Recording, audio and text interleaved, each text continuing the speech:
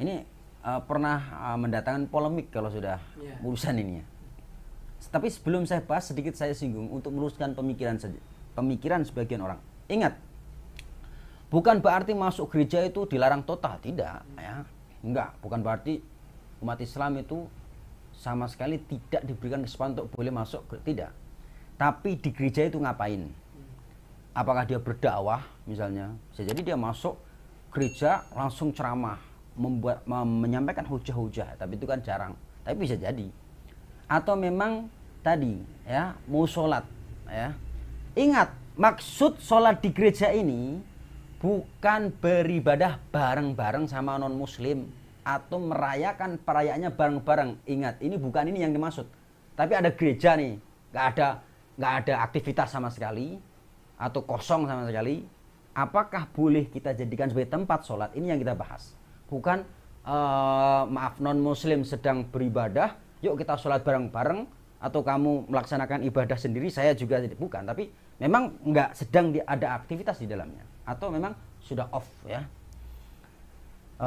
Kata para ulama, diperbolehkan melaksanakan sholat di dalam gereja jika di dalamnya tidak ada gambar dan patung. Misalnya ada gereja yang memang kosong, tidak ada aktivitas atau bahkan off ya, tidak ada kegiatan, lalu di dalamnya itu bebas atau tidak ada patung dan gambar, boleh kita melaksanakan sholat di situ, sholat jamaah ya, bareng-bareng sama kaum muslimin boleh ya, jika tidak ada gambar patungnya ya.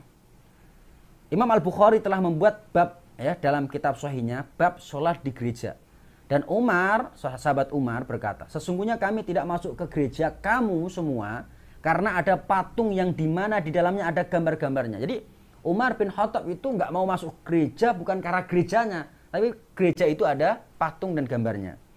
Juga dahulu Ibnu Abbas melaksanakan sholat di gereja kecuali kalau di gereja tersebut ada patung. Jadi Ibnu Abbas pernah sholat ya di dalam gereja, kecuali dalamnya ada patungnya beliau tidak melaksanakannya.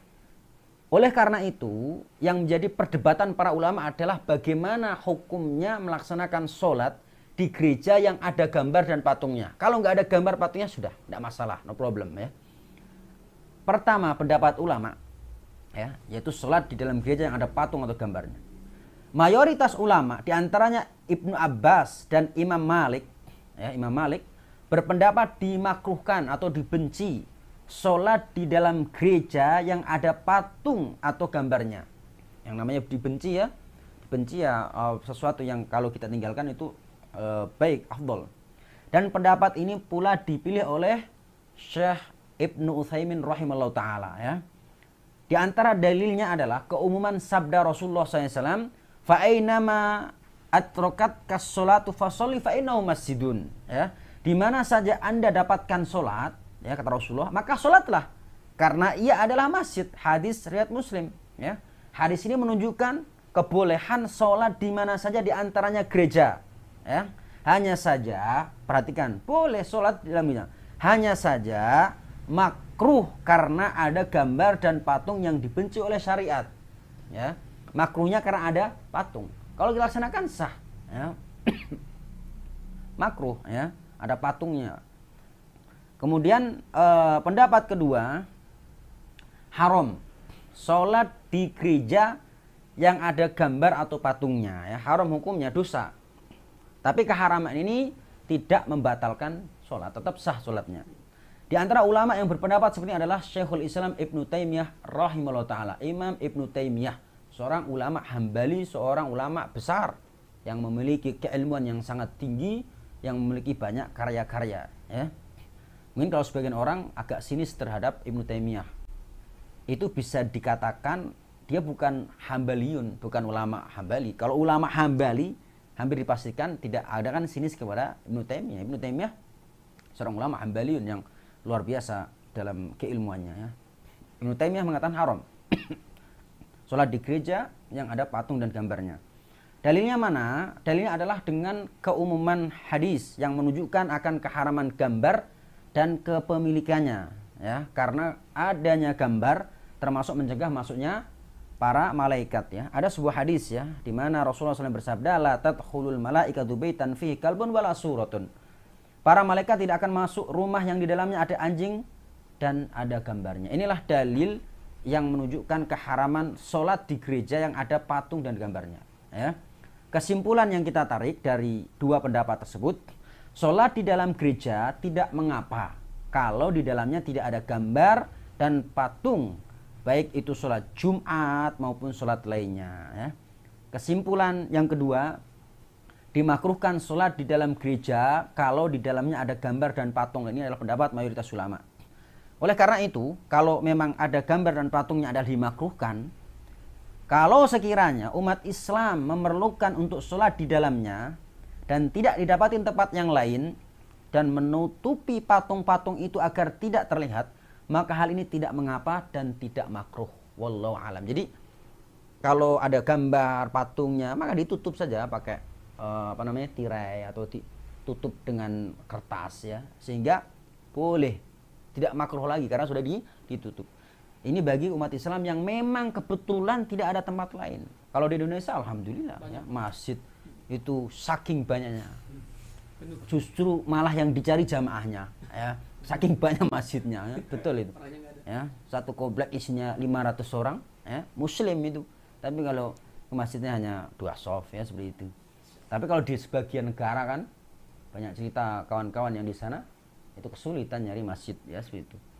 Sehingga sebagaimana yang dikabarkan ada beberapa gereja yang dibeli kan untuk dijadikan sebagai masjid. Inilah dua pendapat para ulama tentang masalah bagaimana hukum sholat di dalam gereja. Wallahu a'lam.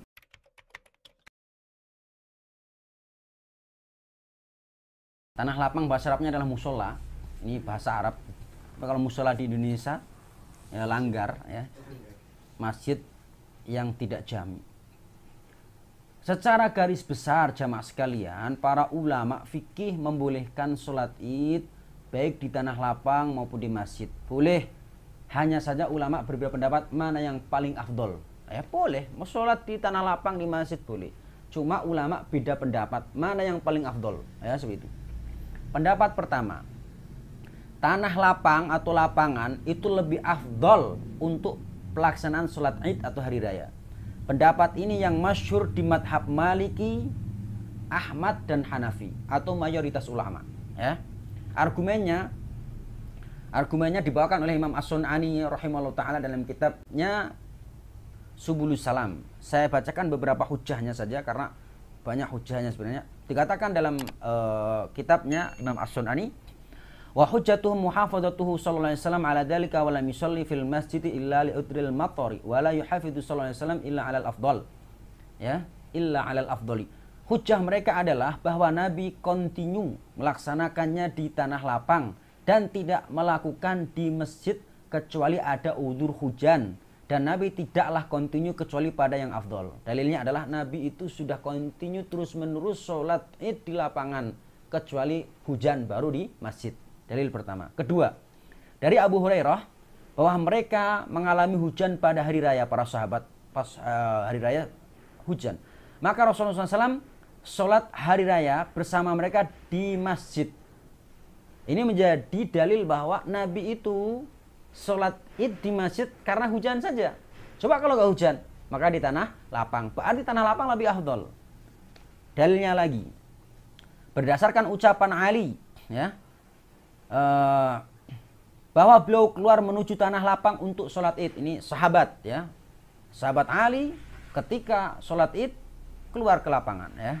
Kemudian juga adanya dalil-dalil yang menunjukkan pelaksanaan sholat id biasa dilakukan di tanah lapang. Seperti ada hadis ya dari Ummu Atiyah, ia berkata, kami diperintahkan mengajak keluar gadis-gadis dan wanita-wanita haid pada kedua hari raya untuk menyaksikan kebaikan dan dakwah kaum muslimin. Wanita-wanita yang haid itu terpisah dari tempat sholat atau tanah lapang. Hadis riwayat Al-Bukhari dan Muslim. Ini menunjukkan bahwa Nabi itu memerintahkannya ya gadis-gadis yang dipingit, yang haid keluar semuanya ke tanah lapang. Ini menunjukkan bahwasanya praktek sholat id di tanah lapang.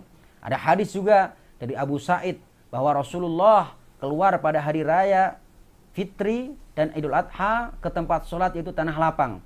Sesuatu yang beliau dahulukan adalah sholat, kemudian beliau berpaling dan berdiri menghadap orang-orang masih tetap pada safnya, lalu beliau memberikan nasihat dan perintah kepada mereka. Hadis Bukhari dan Muslim. Ini pun menunjukkan bahwa Nabi sholat Id di tanah lapang. Inilah pendapat pertama yang diusung oleh madhab Maliki, Ahmad dan Hanafi atau mayoritas ulama. Lalu kemudian pendapat kedua mengatakan, jika masjidnya luas, maka masjid lebih afdol dan utama untuk melaksanakan sholat id.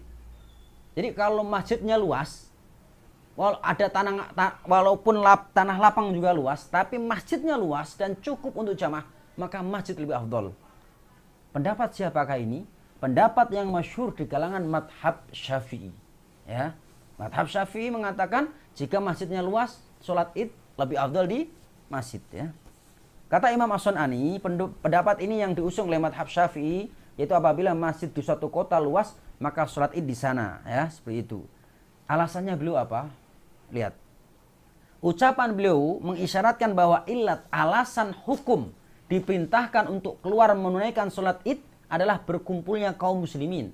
Jadi menurut Syafi'iyun atau madhab Syafi'i, inti dari pelaksanaan sholat adalah orang-orang Islam kumpul. Ya, seperti itu.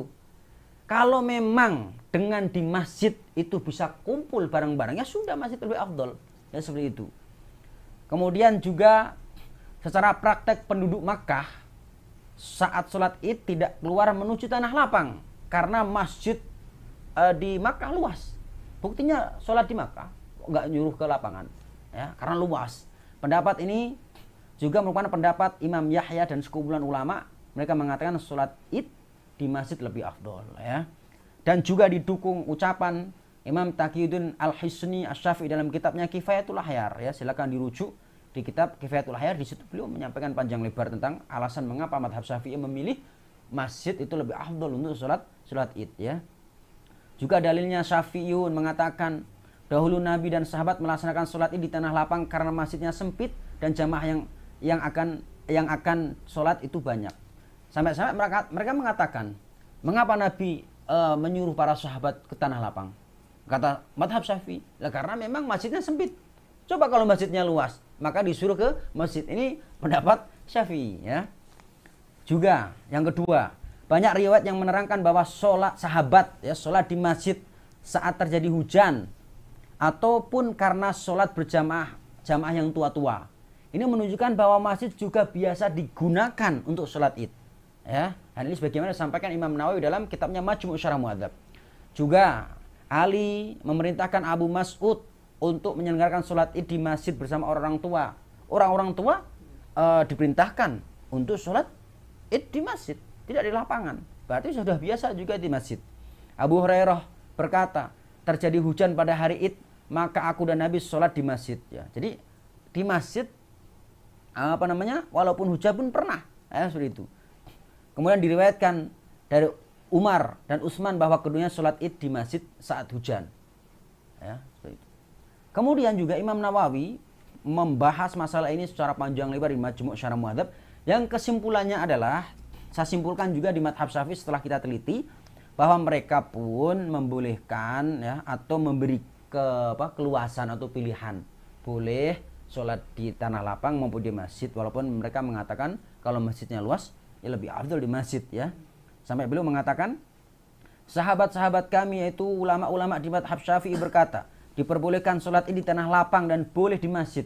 Apabila pelaksanaannya di Mekah, maka Masjidil Haram lebih afdal kalau di Mekah. Dan tidak ada perbedaan di antara para ulama. Namun selain Mekah perlu ditinjau. Apabila di Baitul Maqdis, Imam Al-Bandaniji dan Imam As-Saidalani mengatakan bahwa sholat id di Masjid Aqsa lebih utama. Namun mayoritas ulama nampaknya menyamakan dengan masjid yang lain. Jadi ada yang mengatakan kalau di Mekah jelas lebih afdal. Ada yang mengatakan Baitul Maqdis juga lebih afdal di masjid daripada di tanah lapang. Tapi ulama perlu ditinjau kalau selain Mekah, ya. Kemudian juga adapun jika pelaksanaannya di negara lain selain Mekah, ya, dan ada udzur untuk keluar menuju tanah lapang, maka tidak ada perbedaan para ulama bahwa sholat di masjid lebih afdal, ya, seperti itu. Intinya bahwa dalam masalah ini ada keluasan, ya, ada keluasan. Tapi kalau kita baca secara riwayat-riwayat yang ada, memang praktek Nabi dan sahabat paling banyak adalah di tanah lapang. Sehingga kami pun mengambil kesimpulan bahwa usahakan di tanah lapang terlebih dahulu, karena memang prakteknya yang dilakukan oleh para sahabat Nabi itu paling banyak di tanah lapang, insya Allah. Ya seperti itu. Wallahu alam.